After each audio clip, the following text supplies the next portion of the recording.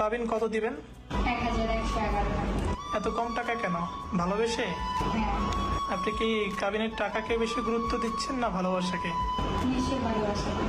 আপনি দেনমোহর কত নিতে চান বা কত ধার্য করতে চান, তখন সে বলে ফেললো যে 1111 টাকা। এবং সবচেয়ে মজার ব্যাপার হচ্ছে এখানে কিন্তু চারটা এক তারা হচ্ছে আমার কাছে আসে, যোগাযোগ করে এবং আমি জানতে পারি যে তারা একটা রিলেশনে আছে এবং রিলেশনের মেয়াদ 10 থেকে 15 দিন এবং তারা চেয়েছে যে ভালো একটা অবস্থানে থেকে তারা এই সম্পর্কে আমার ভালোবাসায় কোনো ত্রুটি নাই, এই কারণে আমি এই অঙ্কটাকে সমান করে রাখলাম, অর্থাৎ চারটা এক 1111 টাকা। তো আমার কাছে এটা খুব ভালো লাগছে যে যেখানে হচ্ছে অনেক মেয়ে এক প্রকার কাবিনের ব্যবসা শুরু করে দিচ্ছে, আর সেখানে এরকম একটি মেয়ের কাজ করতে পেরে আমি নিজেকে আসলে আইনজীবী হিসেবে ধন্য মনে করছি। আসলে আমরা এটাও দেখি যে বিয়েগুলো দীর্ঘস্থায়ী হয়, আবার হয় না। আমরা দুই ধরনের পরিস্থিতি দেখি। অনেক সময় বিয়েটা আবেগে হয়, পরবর্তীতে যখন সংসার লাইফে যায় দুইজনের মধ্যে অনেক ঝামেলা।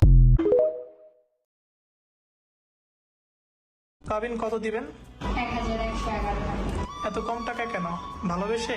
হ্যাঁ, আপনি কি কাবিনের টাকাকে বেশি গুরুত্ব দিচ্ছেন না ভালোবাসাকে? নিশ্চয়ই ভালোবাসা।